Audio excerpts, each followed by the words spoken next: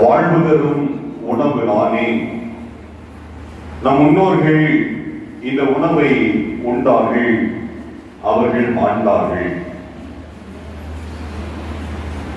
இது என்ன என்று கேட்ட மக்கள் பாலை நிலத்தில் கடவுள் கொடுத்த உணவை உண்ட மக்கள் இறந்து போனார்கள்.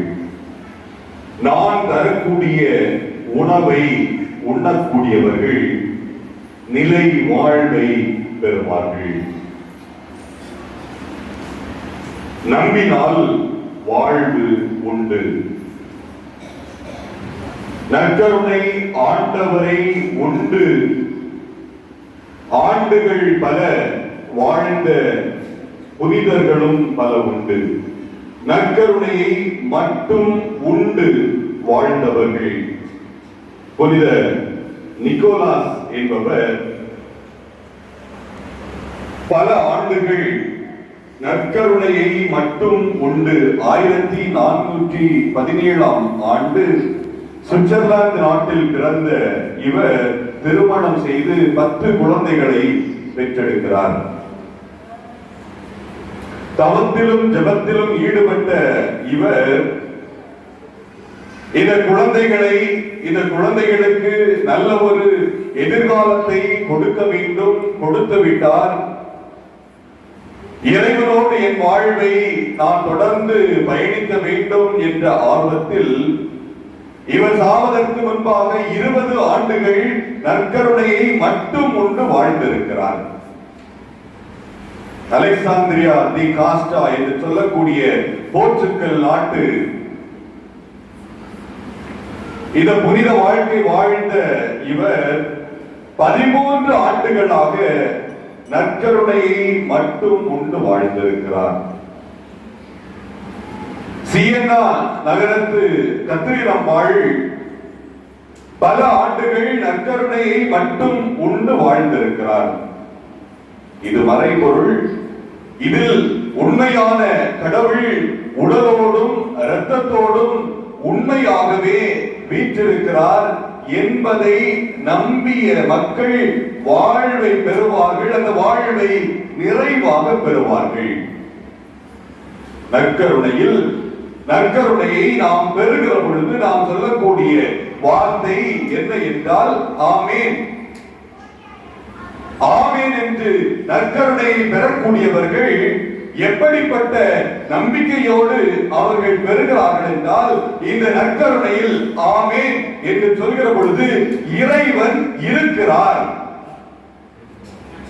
ஆமேன் என்று நற்கருணையை பெற்றுக் கொள்கின்ற பொழுது இருக்கின்றவராக இருக்கக்கூடிய அந்த இறைவனை நான் என் உள்ளத்தில் பெற்றுக் கொள்கிறேன் என்று நம்பிக்கையோடு அவர்கள் பெற்றுக் கொள்கிறார்கள்.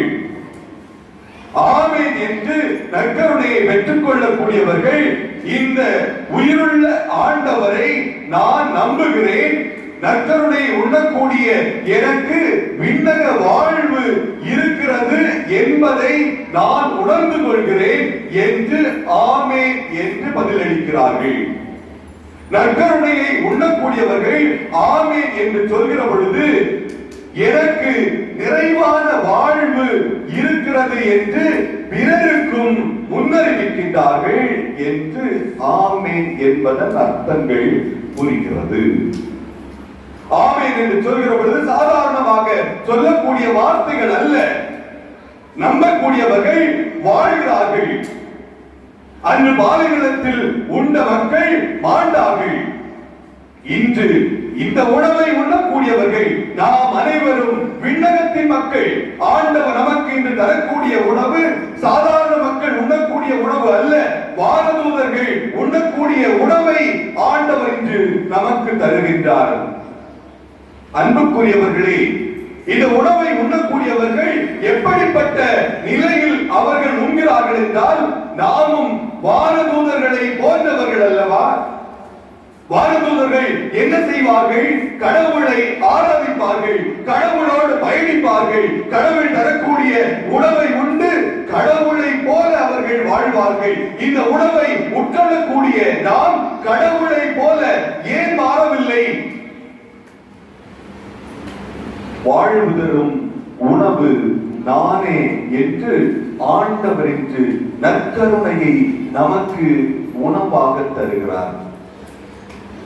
கிறிஸ்துவில் அன்புக்குரியவர்களே, நற்கருணை என்பது சாதாரண உணவு என்பதை நாம் மறுத்து, இது வானதூதர்கள் உண்ட உணவை உட்கொள்ள நாம் தயாராக இருக்கிறோமா?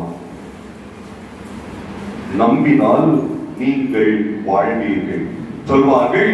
மார்க்கண்டை என்றும் இளமையாக இருந்தான். அவருடைய வயது 16. என்றுமே அவருடைய வயது குறையவே இல்லையாம். ஆனால் அவன் இறந்து போனான். வயதான பெரியவர்களிடம் வயது கேட்கின்ற பொழுது நக்கலாக அவர்கள் சொல்வார்கள், என்னுடைய வயது 16+. வயசு 16+. 16+60 இருக்கும். 16+60 76. அவன் வயசு என்ன? 16+. அப்படின்னா இவன் இன்றும் இளமை, என்றும் இளமை. அவ்வைக்கு நெல்லிக்கனி கொடுக்கப்படுகிறது. யார் கொடுத்தார்? அதியமான். ஏன் கொடுத்தார்? ஏன் நெல்லிக்கனி? நீ சாகாமல் இருக்க வேண்டும். அவ்வையார் செத்து போனாங்கல்ல. நீ 100,000 படைப்பாயே, நூல்கள் பல எழுதுவாயே என்ற எண்ணத்தோடு நீ பல்லாண்டு வாழ வேண்டும் என்ற எண்ணத்தோடு நெல்லிக்கனி கொடுக்கப்படுகிறது. இன்னொரு வரலாறு சொல்லப்படுகிறது. அவ்வையாருக்கு கொடுக்கப்பட்ட அந்த நெல்லிக்கனியை அதியமானுக்கும் அவ்வையார் கொடுத்தாராம். ஏனென்றால் நீ இந்த மக்களை நல் வழியில் அரசு ஆட்சி புரிய வேண்டும், எனவே நீயும் அதிக நாட்கள் வாழ வேண்டும் என்றும் சொல்லப்படுகிறது. அவ்வையாரும் இறந்தார், அதியமானும் இறந்தார். அன்று இஸ்ராயல் மக்கள் மன்னாவை உண்டார்கள், அவர்களும் இறந்தார்கள். இன்று ஆண்டவரின் அந்த உடலையும் இரத்தத்தையும் உண்ணக்கூடிய நாம் விண்ணகத்தில் நமக்கு இறப்பு இல்லை. நமக்கு இறப்பு இல்லை. நாம் வாழ்வோம், நாம் நிலை வாழ்வை பெறுவோம். நம்புறீங்களா? நம்புறீங்களா இல்லையா? பின்னாடி சீக்கிரம் கை யாரெல்லாம் நம்புறீங்களோ கையில எடுக்க.